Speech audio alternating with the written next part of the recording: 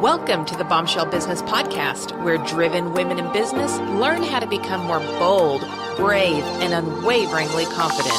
Feel empowered and challenged through inspiring stories and tell it like it is advice for business, life, and leadership. All right. Well, welcome to the Bombshell Business Podcast, Allie. Thank you so much for being with us. It's great to be here, Amber. I love your accent. That's Nashville, right? It is Nashville, yes. You have the same accent as my friend Christy Wright. She works with Dave Ramsey. Yeah, I know Christy. Too. Yeah, so it's that sweet Nashville. Yeah. You know. It's sweet, but also like, oh, you don't mess with a Nashville woman. No, we're all denim and diamonds, but we're very loving, we're very kind, we're very supportive. And if you don't fall into that space, then we'll let you know about it real quick. Take you down.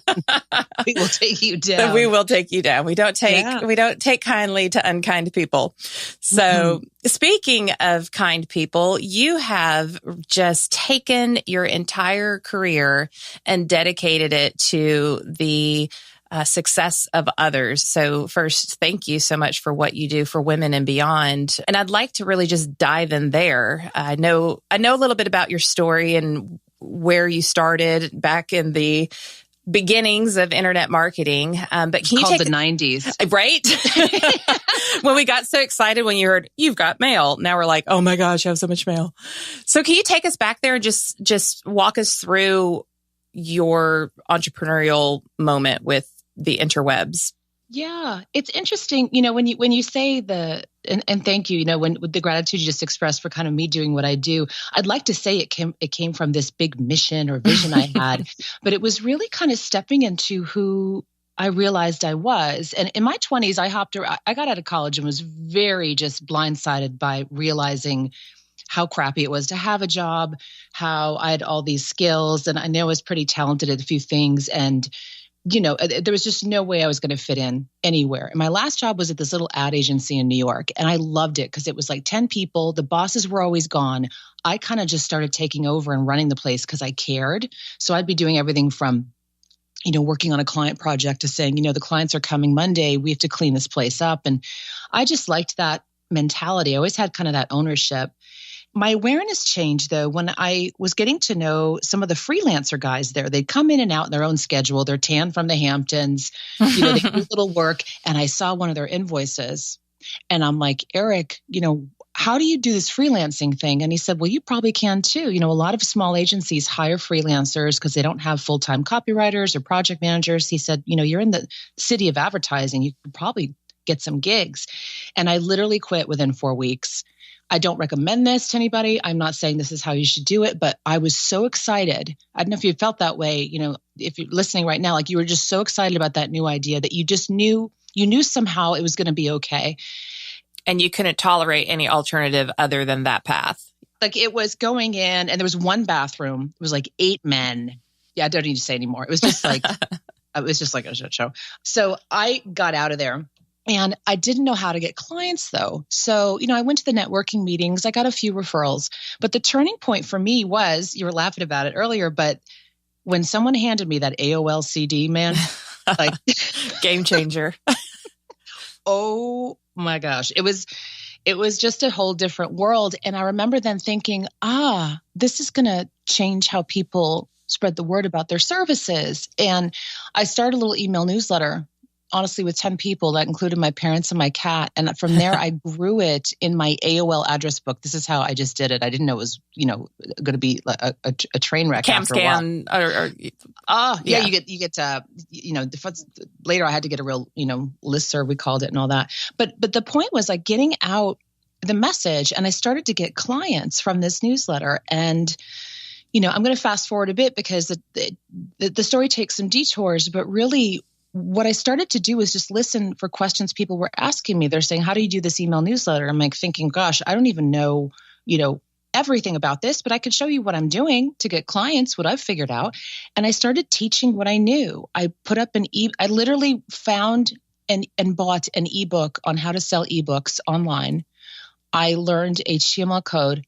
I put up a page with the help of a web designer to fix my mistakes and started selling an ebook. It was called Boost Business with Your Own e-zine, or email newsletter. then people ask, can you coach on this? Can you come show us how to do this? So I started doing teleseminars and coaching. This is when teleseminar bridge lines had no mute function. So you would be teaching and begging people to go somewhere quiet. And occasionally you would hear dinner being made or a flush, or it was just a totally different time. But I remember I loved it. I loved it so much. And I built that company, I think I took that by myself with a very, very lean team to 7 figures, which I hit in 2006. And it continued to grow from there. I grew a team and we were up in the multiple millions toward 2010, 2011. I'm going to tell you though, something major happened during that time that started to change the whole landscape.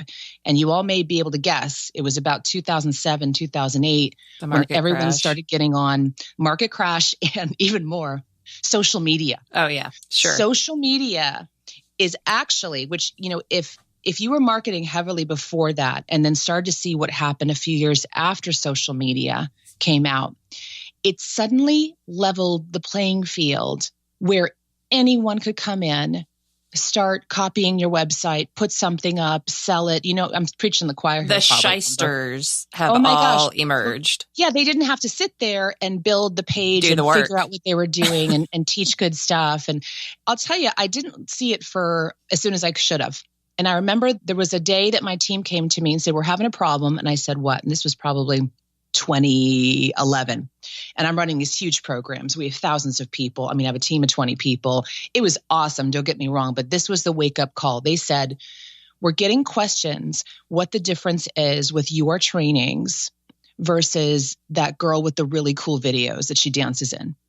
And I said, something is wrong. I said 2 things. Number 1 is, okay, we're not going to go. And believe me, actually, then I tried to do cool videos and it's just not my thing. It's not, yeah. So it's awkward for everybody. Yeah. Let's do cool videos. And then I realized 2 things. Number 1 is I'd waited too long to reposition myself. I forgot how to lead. I was following the market so much that I got blended in with everyone else. And number 2, I realized that for me, my creative cycle was kind of coming to an end. And I was really feeling like I should create something new.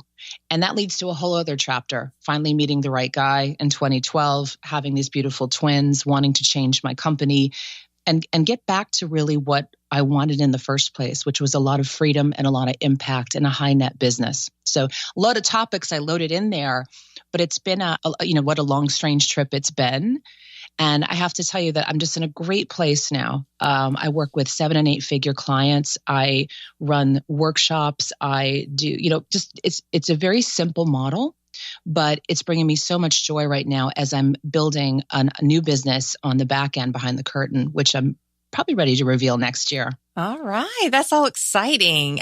There's a couple things there's so many good things that I want to dive into. I know it's a lot. Yeah. but I think where you landed is where a lot of bombshells exist, myself included. And of course, I redefine the term for any new listeners. The bombshell is a bold, brave woman in business. And it's you catch attention walking into a room because you believe in yourself and you know your worth and your value. It has nothing to do with external, what your hair looks like or your makeup or your, figure or anything. It's all about that confidence. That's a true bombshell to me. And that's what this is all about. But I think that bombshells, no matter how confident we are juggling a lot in life. And I do love the story of your twins. And I've somewhat followed it on Twitter or social media and the move to Arizona and really just taking a more simple approach to life. And I think we are so driven as bombshells because we know our gifts and we know what we're capable of, but we also know that we're working to live, not living to work. And we want to have abundant personal lives too. So how do you leverage all of that awesome that you have while not sacrificing the relationship and just the downtime and enjoying, I say it all the time, I live in a beautiful home. I have wonderful friends. I'm very close to my family. I have 5 siblings. My children are awesome. I don't want to walk away from any of this. And yet I have this higher calling to continue to serve and continue to help. And balancing that day by day it could be a challenge. So can you tap into that a little bit more? Gosh, and you know what? And I I always apologize to all the moms because before I had kids, I was like, just get a sitter, work harder. What's your problem? And I had no God idea. said, and you shall have twins. Yeah. Oh yeah. Oh yeah. And I'm sitting there and I'm going to cry thinking about this, holding these gorgeous babies, and amen, totally healthy, big fat twins. They were both over 7 pounds each. Whoa. I mean, like, I don't know. It was just this amazing journey. And something shifted as it does for a lot of moms. And I just started questioning everything. You know, it was a dark period because I also didn't know who to really talk to about it, because, you know, once we've reached all our goals and we're happy, we're not supposed to then say, I may want something different. Yeah. And especially if that affects your team, your clients, everything that you had on your vision board, everything starts to change. And don't you dare be vulnerable when everybody's looking to you to be strong. Oh, because then they're like, well, you know, what are you complaining about? Blah, blah, blah. I'm like, it's not a complaint. And here's the thing we need to realize. We are the first generation of women to have these choices. So when these feelings come up, you're surrounded by guilt. Your body goes back into survival mode. Like, how dare you want to make a change? You know, and personally, though, we're in this amazing time where we can keep changing and shifting and adapting. And it's what we're good at. But the business world and these models we've built ourselves into, we don't give ourselves permission to change them. So this took about 3 years for me to accept, for me to have hard conversations with my team, with my clients, saying, you know what, I want something different now. And I'm going to get back to working only in my genius zone. My genius zone has always been with the leaders, the real leaders. Mm-hmm. And now I work with the 7 and 8 figure women. It's a place that I'm positioned in a lane, you know, a category of one. It's where my gifts are. Like, I am in the zone with that. And it totally simplified my business model because I'm narrowing myself down to like the 0.001% of all women business owners, period, right? Like when you look at the percentage that I'm actually working with in the industries. And it's just going back to the family thing. I think there's no one right way to do this. And we have to remember that. Yeah. It's going to be messy.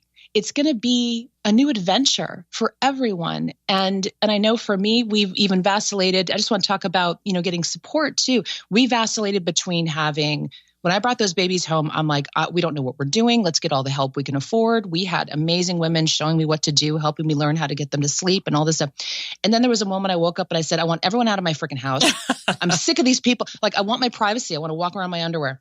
Brett quit his job to be home with the kids for a year. I mean, we did everything just so different. And it was like these dominoes falling.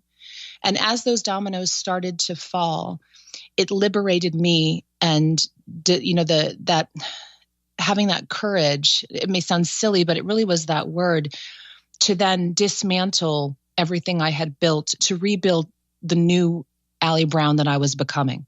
Yeah. And I think that's a key word, right? Becoming, because that's always happening. We never get there. And I think that's very difficult when you are a driven woman with a lot of expectations to always feel like you're driving towards this one thing and then you get there and then what? And that's what I call divine discontent. When you're divinely discontent, it's not that you're not appreciative of all that you have and all that you've earned. It's just that you know there's something different out there and something more, maybe something better. Maybe it is just completely different. And it could be less than what you had. But I just try to always encourage, I know my clients, that if you start having that nagging, like this isn't working for me anymore, that's your inner self giving you all the roadmap that you need in that moment. And I just love, and I have to admit, Allie, I'm not the greatest about following other people because I find it to be a distraction and I get, excited about everything. But for some reason, I was drawn to you during that transition time. And maybe that was a gift for me. I don't know. But watching you go through that, while it might have felt like a mess on the inside, it was very inspiring and encouraging to watch you handle that. So thank you. That's so good to hear. And I have to tell you, I still have people who question me on it. It just blows my mind. And these are women with kids too. And they're like, I can't believe you shut down that program. I can't believe that you stopped working with those clients or that you cleaned up your list and told everyone to kind of, you're going to go in a new direction. It's just so funny. And I think there's just different ways of doing this. And some people build a model and that's the model they'll have for the rest of their career. My business growth has always followed my personal development.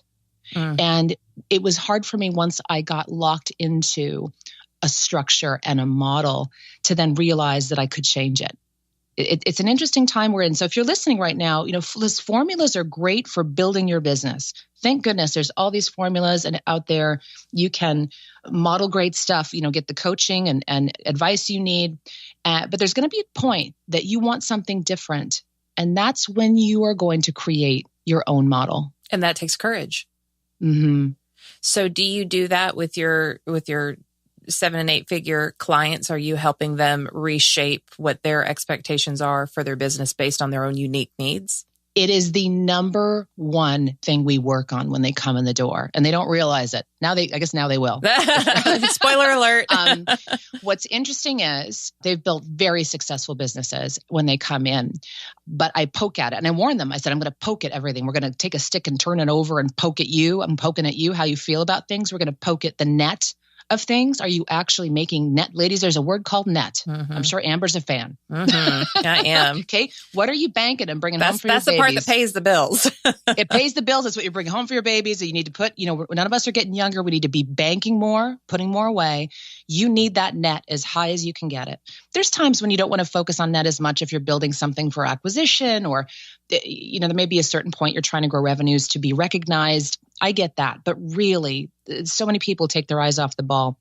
But the fun part is when we start digging in and they realize that not only by changing some of this stuff, they'll feel more liberated, but their business actually works better. A quick example, I had a client come in and she had, of course, gotten coaching around exactly how to do webinars, right? It's very popular. Like here's the formula you need to do webinars that sell.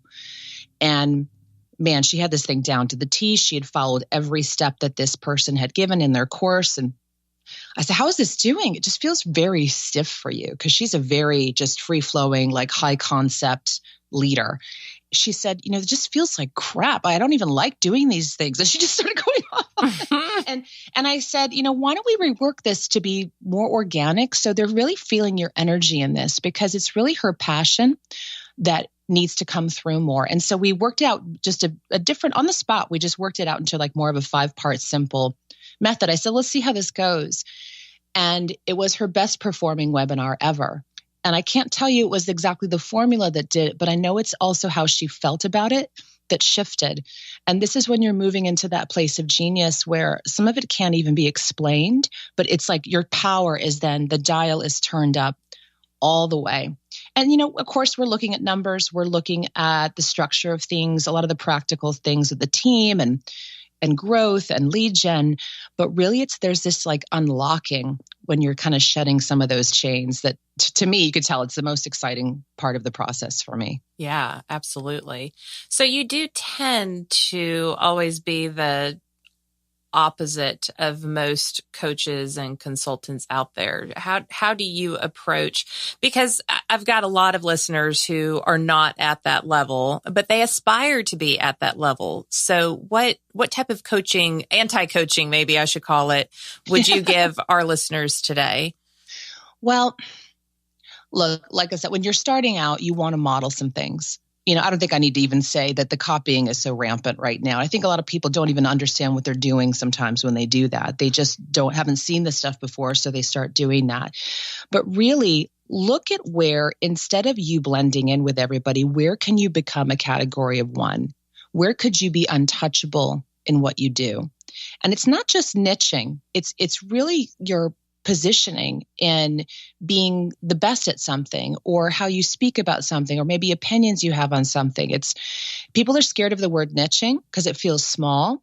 Great book, by the way, that just came out a few months ago. I don't know if you've read it yet. It's Seth Godin's This Is Marketing. I have not. It's on my list. I have to say, okay, the title was just kind of flat too. I'm like, what? No, another Seth Godin book. Okay. Because he sells on his name. He doesn't have to come up with clever titles anymore. Right. I would like that. Like, Allie Brown came out with a chicken cookbook. I'll buy it. Right? Yeah. Just if Seth Godin came out with a chicken cookbook, you'd buy it. So I picked one of the gals in Premier. We share a lot of resources. She said, you have to read this. It's so simple. It's high concept. And Allie, it's everything you've been talking about. So pick up that book because it resets your mind into what marketing really is. And he talks about everyone's going for mass market, right? Because this is how we become so competitive on social media. We're all looking at the number of followers people have. It's all very visible. And like it or not, you start getting kind of competitive around that. You're going now for likes and followers and, to show that you have a bigger influence.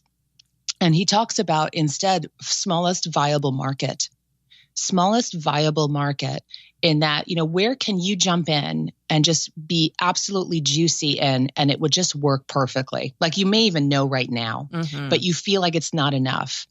He explains it a lot better than I am, but making a shift like that can do everything for someone's business, making it clear what you stand for and what you don't, who you work with, who you don't work with. I know the first few years it's very hard and you probably have to try on a lot of things. I work with all kinds of clients for years. It's like dating. You have to date lots of different guys to see like what characteristics you want or you don't. And then you get married or don't, but you at least know what you're looking for. It's the same thing. Absolutely. You have to date your markets. You gotta, yep. Got to be a market hoe, I guess. There's a headline for you. You all can use that. I'm not going to. Yeah, it's a lot of that trying on. And then maybe that's what scares people about niching at first. They think it's limiting. And until you've kind of jumped around a bit, there's just be a moment you'll know like, wow, these are the people I want to work with. They have money. I'm not chasing people down to get the bills paid. It's going to be something that may not happen at first, but that's really where you're going to need to end up because everyone's thinking they need to be the next big thing online. And I want you to stop thinking about that. Popularity can be a huge distraction for you. When you want to be like successful and exceptional, it's a different mindset. I think I call it the Kardashian culture has really skewed our opinion. The whole Instagram famous thing has really skewed our opinion on what success is. And to your point, like net is a good word. What's in your bank? What's your net revenue? Who's actually doing that? Who is buying from you because they're buying what you're about and they're buying the results that you deliver differently than anyone else. But yet, and I can say this even as a speaker, trying to, do public relations and get on shows to talk about my book or even to get booked for conferences, they go to my Twitter account and they take that into consideration. So on the one hand, it's like, okay, in certain circumstances, like I get it. This is part of the game. But then in other circumstances, I mean, I can tell you I get speaking opportunities just simply because somebody said, hey, I heard somebody say how great you were at this conference. And so I want to talk to you about mine. And that's relational. And that's being super niched and saying, and it's the same thing for you, Allie. I kind of know some of the people that you're referencing when you're saying like this person learned from that person or this was the competition. If I go to your website, it is a definite, yes, this is for me, or no, this is not for me. And and if I want to go find a sorority to be a part of, then I don't want to be on your page. You know what I mean? So, I love that. So like, I want to be told this isn't for you. Go find somebody who can make you happy and give them your money. And I love that philosophy. So now we're going to have to add Seth Godin's "This Is Marketing" to the show notes so that we can. And can I tag on that? What you just said? 'Cause it's very insightful. Because here, look, let's be honest. I'm ready to. I have a book coming out probably late 2020. I'm going back and forth with the agent. We're I don't want to say fighting, but we're going back and forth and everything. And because they try to mold you into a mass market, of course, author. I'm very conscious that probably when we start selling this to the publishers, I'm going to have to get my following up again. We're going to have to spend some time doing that. Unfortunately, whenever I say something that I feel is true, people drop off. I'm like, there they go. Those are people who came from when I was doing TV and Secret Millionaire and stuff. And I'm like, yep, there they go. Okay, good. We dropped again, because I'm telling them to pull their head out of their nose. It's just a different thing, but it is something you need to look at. Look at the metrics that matter to you. And if you're getting advice that you feel like, gosh, I just don't even know if that's what I should be doing or where I should go, question it. It's just amazing how many people follow along blindly. I've had people roped into it's like doing an entire year's training on speaking to sell when they hate speaking and it terrified them. They wanted to throw up. They'll spend $50,000 on this. They said, well, someone said I had to do it. This is what everyone's doing. And I'm like, no one's using their brain. No one's using their brain. You need to find the marketing and the market that's right for you. Go try on stuff, go to seminars, learn from people, but always know that you are going to probably know in your heart what's best. And then choose the metrics that matter to you. My metrics used to be filling huge rooms in Vegas and like how big are the programs and how many followers I have. And then it shifted for me. I'm a net, the quality of women I'm working with now, the kinds of conversations I'm having versus the old beginner conversations, really the percentage of my days that I'm spending in my genius versus doing all that other stuff that I never liked anyway. So create your own metrics, but it's hard, isn't it? Because you see your competitor and she has a seminar with 300 people in there, but that's because they all came free and could bring 10 friends and their dog. Because you don't know what's really going on behind the curtain. You just don't. No, it's just mind-boggling. But I know I get triggered sometimes. I'd be like, wow, that person has all these followers. Like, I don't know how that happened, but like, wow.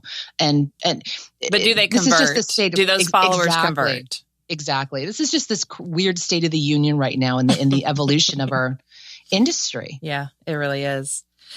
But I think you have to stay above the fray. You just got to stay focused on what your goals are for your specific life, using your unique talents, looking for the people that you can uniquely help. And if you're doing all of that, and that means that you have to get your Twitter follower up, then do that on the side, but don't obsess over it. Make sure that you're staying in your lane. Yeah. Stop trying to be likable. Yes. I think there was a quote. I put it on my Instagram. You can find it somewhere. There's an image of Pink and a quote from her. And she said, it's something like, when I learned what it felt like to be respected, it felt much better than being just liked. Yes. And it was like, boom, boom. Yeah. I could also quote, let's see here. It's a rap song. She says, you don't have to like me, but you will respect me because I'm the bomb. I'm bossy. That's it. The rap song Bossy. And that stays in the back of my mind at all times. Shout out to my hip hop upbringing. So a lot of this, Allie, is mindset. This is about your attitude, your beliefs, what you're buying into on a daily basis. I have a healthy business. I know that I'm doing some things right, but I want to build wealth. I want to create a legacy for my children. I want to take care of other family members, whatever that drive is for that. Really wanting to, like, not arbitrarily saying like, I want to be a 6-figure business, but like really having some kind of desire around what you could do if you had that type of income.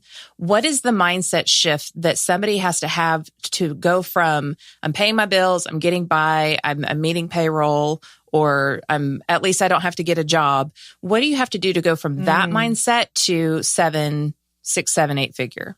Yeah. I'm trying to think back to like from my perspective, I will be frank, I was about the money at first because living in New York, I mean, yeah, you have to. This terrible apartment with roaches was a 5th floor. Well, I was like, I need money and I need a 6-figure income because that New York is like, nothing. So I was very fun. And I think more women, to be frank, need a money plan from the get-go. You may have the vision. I didn't right away. You may have this vision and mission. And yes, you can get going on that, but it's heartbreaking to see so many of those become abandoned when the money doesn't happen.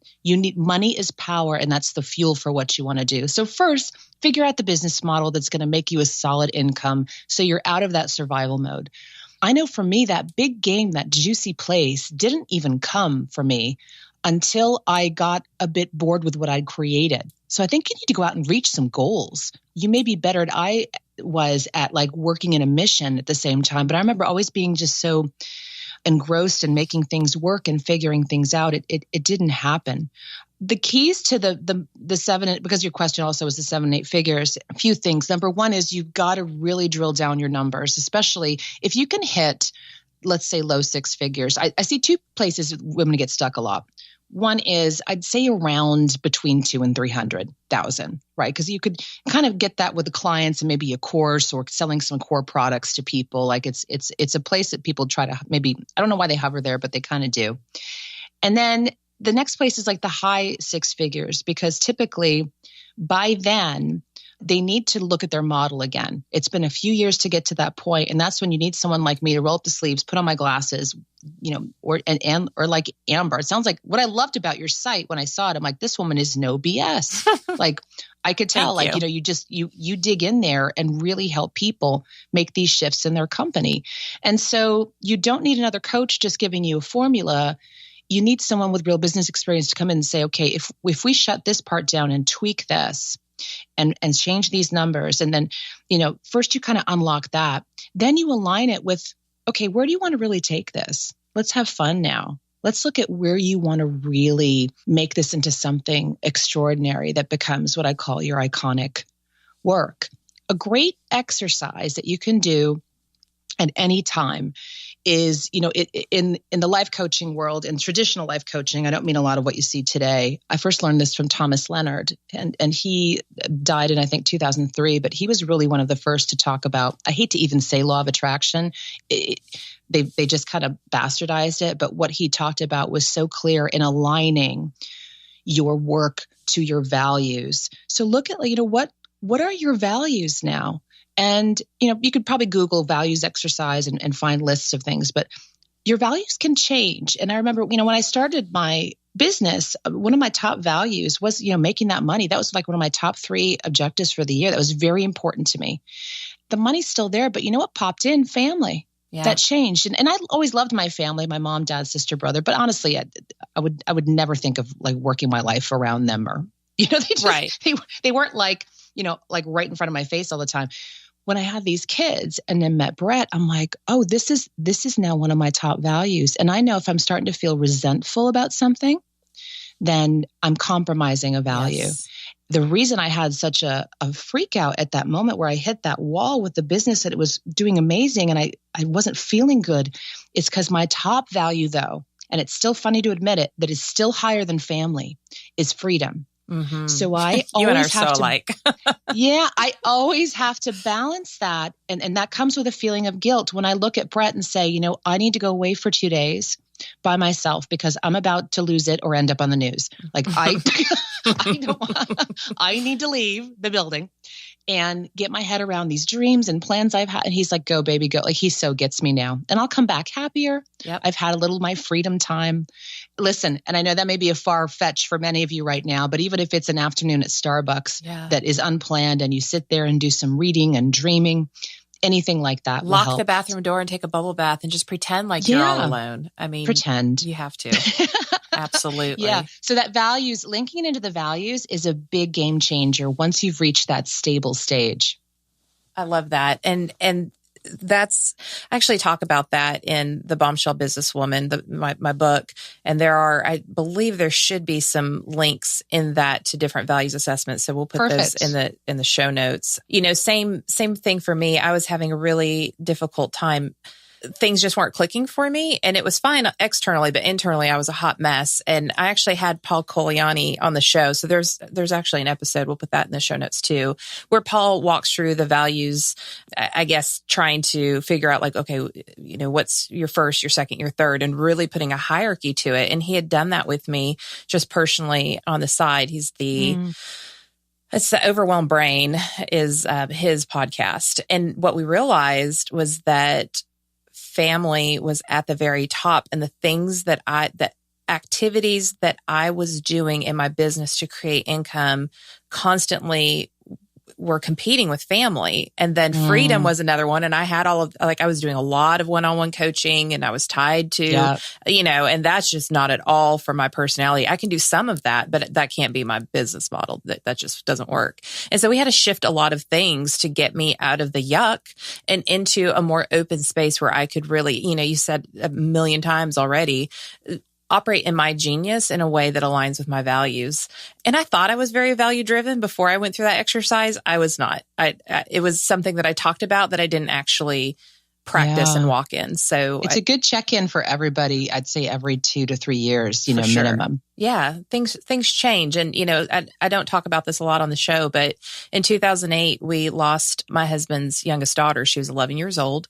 And that changes everything when you look at your family, you look at your children and the time that you have. And I say this all the time. I have 3 summers left with my youngest child. He's 16 years old, 3 summers. And so how I'm operating in my business now is definitely going to look very different than me at 42 years old when my son's off at college and I don't have any obligations day to day. That's going to look very, very different. I'm okay with that. So maybe a little bit of values mixed with season of life. Right. That's a great point. And my season's a little later. Yeah.